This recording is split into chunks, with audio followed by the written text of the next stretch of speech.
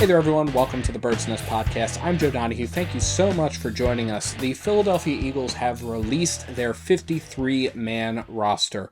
It was cut day today. Cuts were due by 4 p.m. this afternoon, and this is going to be the foundation for the team that is going to try to defend the Super Bowl 59 title. Now, obviously, there are still changes that can be made. Howie alludes to the fact that in the next 24 hours even, teams will be able to make waiver claims, which are due by noon tomorrow afternoon. They'll be able to start signing players to the practice squad, and there's always going to be trades and other opportunities to pick players up all throughout the year. So this is definitely not the end of the line for the Philadelphia Eagles, and we certainly know Howie is going to try to jump in as much as possible and try to make player acquisitions and trades and what have you that are going to enhance the team.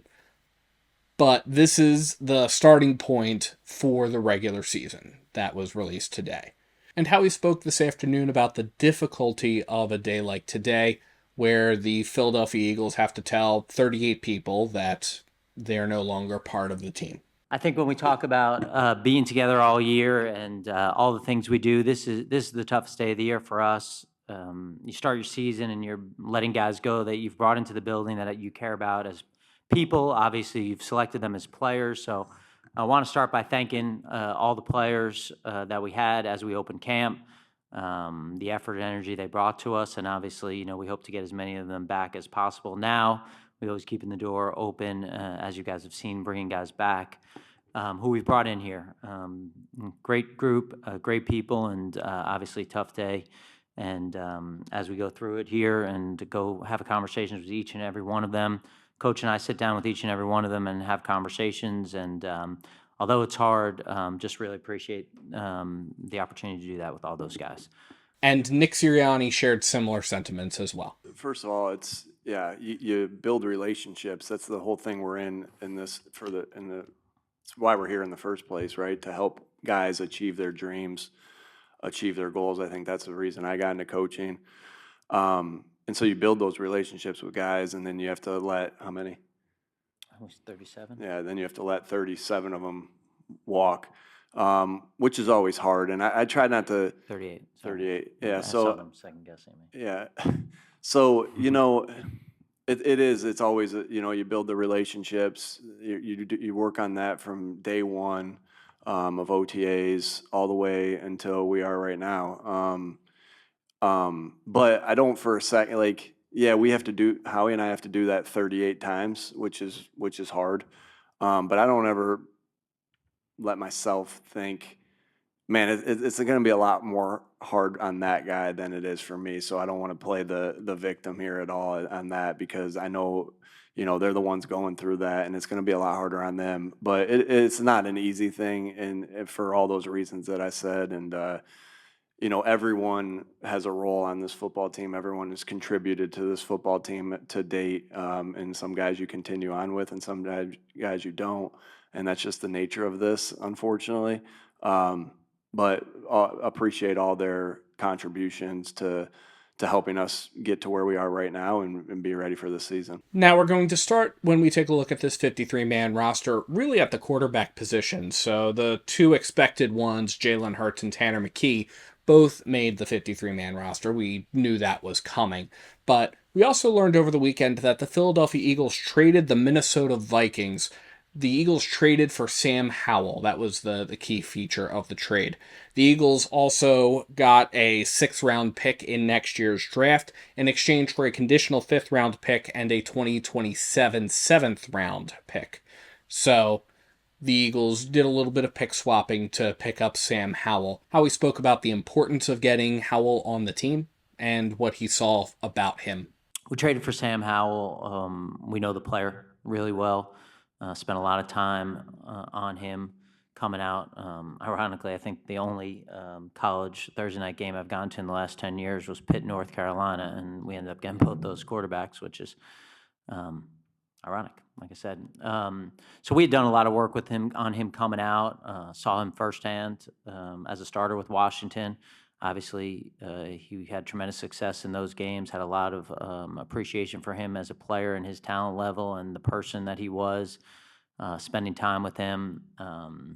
So a guy who's always on our radar, and just felt like for our team right now, the hardest part for us is trying to balance the development of players, the development of young players who we like, and doing whatever we can to go out and defend our title and to put the best team forward here for Dallas and going forward. So I think everything we're doing with those parallel paths and trying to figure out where we can get away with developing some guys that we think can help us in the future, and where we can help the team in the short term and make sure that we are covered. And so in this instance, just felt like Sam had a lot of value for our team right now. That doesn't say we don't like our young quarterbacks who are here. That we don't have great hope and promise for those guys, and we'll just see what happens in the next 24 hours, where we go about getting some of these guys back. But just felt like it was the right thing to do here for the short term to make this trade and bring Sam in. Howie also made an interesting remark during the press conference this afternoon where he said that the Philadelphia Eagles would have traded for Sam Howell regardless of Tanner McKee's injury status. We would have made the trade for Sam Howell regardless of any situation with our first two quarterbacks. We just thought it was an opportunity to improve in the short term quarterback position, which is obviously a hugely important position. And just for us, having those three guys again as we start the season, the opportunity to have those guys with the experience that they have in that room. Just we felt like it was in the best interest of the team for this season. Now, to me, that indicates that the Eagles didn't really have confidence in either DTR or Kyle McCord. Now, DTR was released on Sunday afternoon in response to the fact that the Eagles traded for Sam Howell. And then the Eagles did release Kyle McCord earlier today as well. That was made official. The next position I want to hit on is the wide receiver position. A.J. Brown, Devontae Smith, Jahan Dotson, all on the team. No real surprises there. The two that kind of fill the backup spots are John Mechie III, who the Eagles went out this offseason to try to get. He did play a little bit in the Jets game. He had one catch on 2 targets for 14 yards. But the big one, the one that I was watching throughout the preseason, and honestly, the guy I'm really excited to see contribute to this team, is undrafted free agent Darius Cooper, who earned a spot in the 53-man roster, and it was well deserved. Darius Cooper, over the course of all 3 preseason games, had 90 yards on 7 catches and a touchdown. And he was by far and away the most productive receiver over the course of the preseason.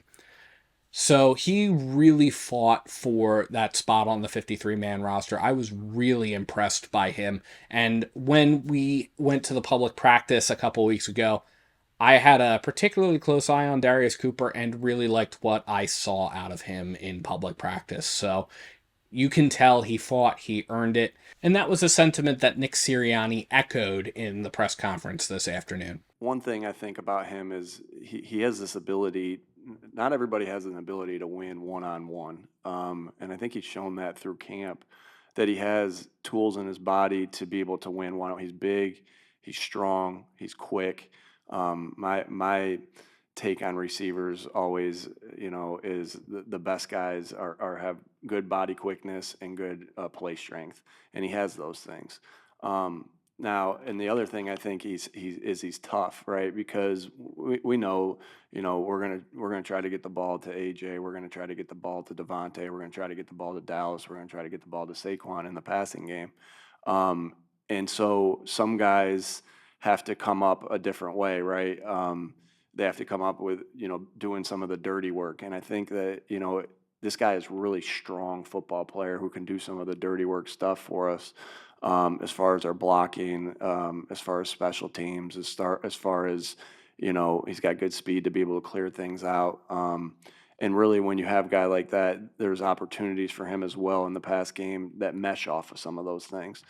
And so, I'm looking forward to watching him continue to develop. Aaron has done a really good job with him. Kevin's done a really good job with him of helping him develop.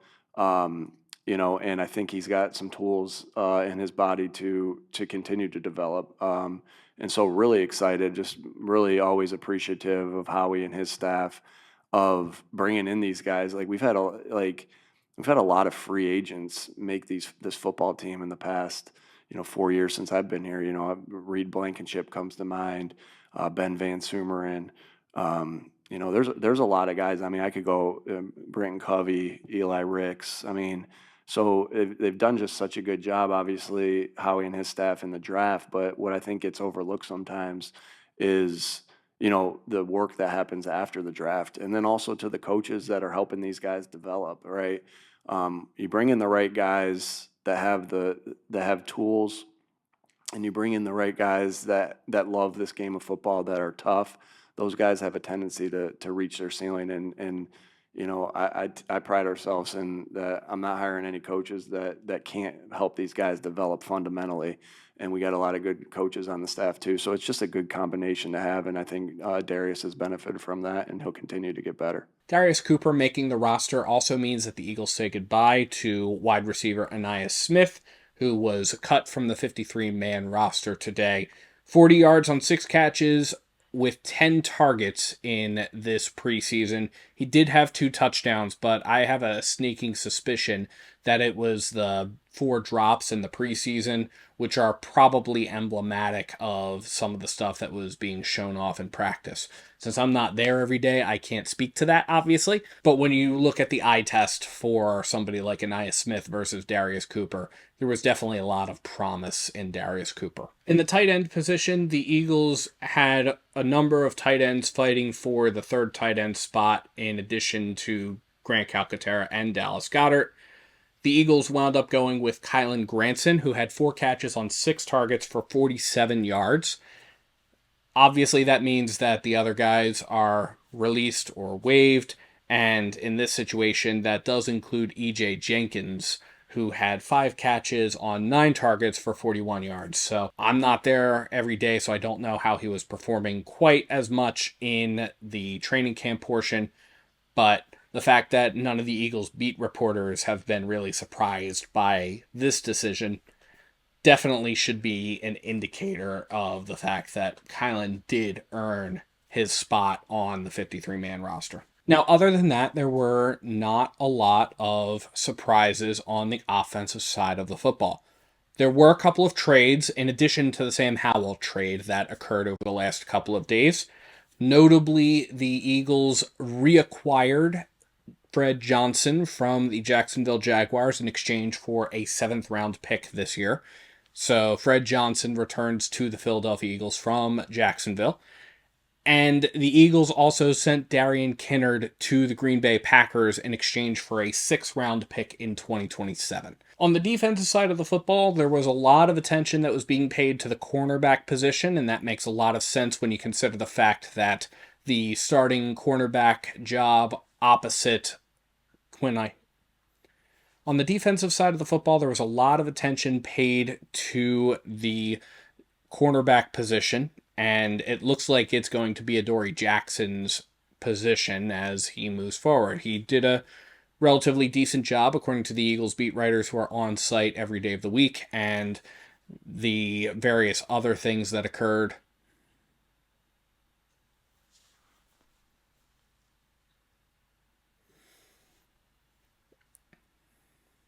Now, moving to the defensive side of the football, things look rather simple on this side as well. There were not a lot of surprises. Smile Mondon did make the roster at linebacker. He'll be there alongside Zach Bond, Jahad Campbell, and Jeremiah Trotter Jr. You also have, unsurprisingly, Jacorian Bennett hanging around in the defensive back section of the roster.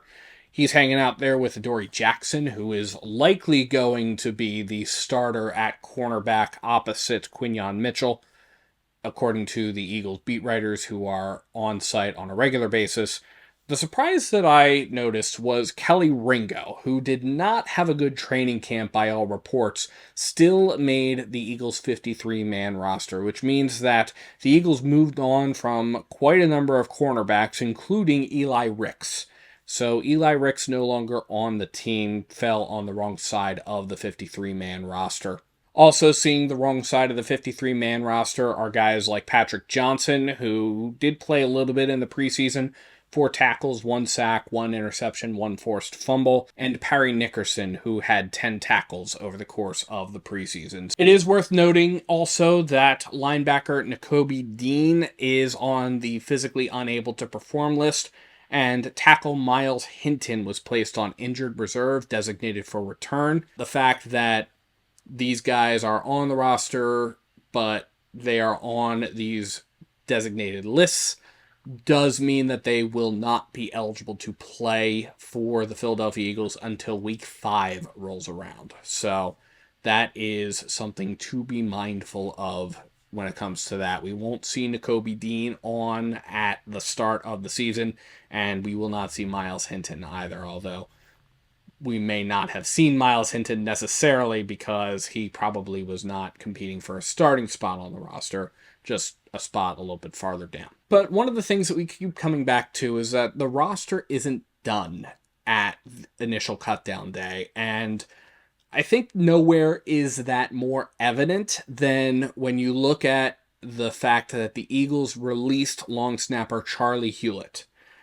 Charlie Hewlett may sign with the practice squad. Each year, the Eagles get a number of elevations of players from the practice squad to the active roster.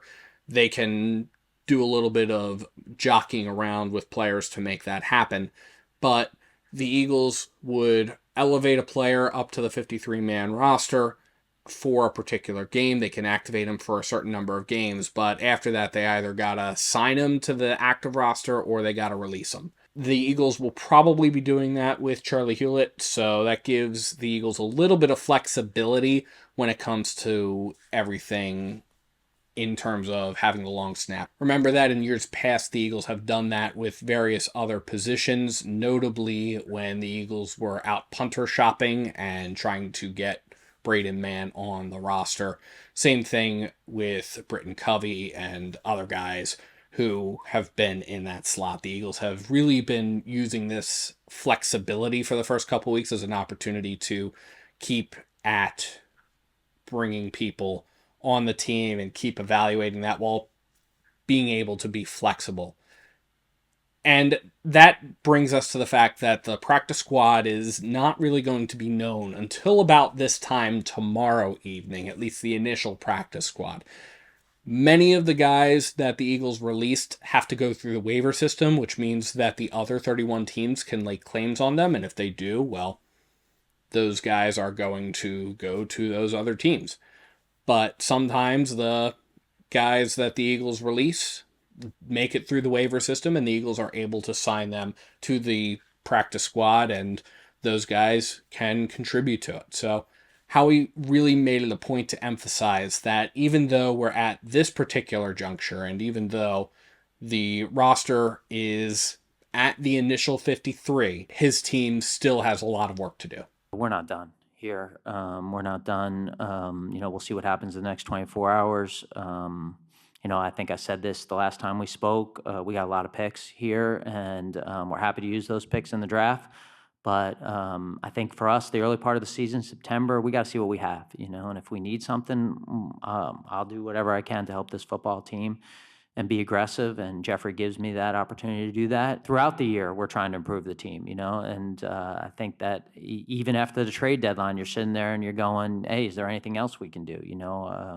Is there things that we can continue to do? So I don't sit here, no matter what the year is, no matter what the time of the year is, and feel content with what we're doing, and just will continue to look for opportunities. And I promise when I leave here, I will go back upstairs and we will be looking for opportunities tonight, tomorrow, and we'll continue to look through them, every day here until we stop playing, and then we'll take a couple day break, and then we'll keep looking for guys. But as always, let me know what you think in the comments below. What are your thoughts about the initial 53-man roster? Where are you excited about? What concerns do you have? Are there any players that caught your eye? Am I completely wrong, and are you surprised by any of these moves? Let me know. And thank you so much to everyone for tuning into the Bird's Nest podcast. You can support the Bird's Nest podcast by liking and subscribing to Bird's Nest Media right here on YouTube, as well as by sharing to your social media pages. You can also find us on SoundCloud, iTunes, Amazon Podcasts, Spotify, the Odyssey app, and iHeartRadio. Please visit birdsnestmedia.com for additional Eagles and NFL coverage, and if you feel so inclined to support us in a different way, you can find the link to our Patreon in the description below or at birdsnestmedia.com. Thank you so much for tuning in, and let's go Eagles!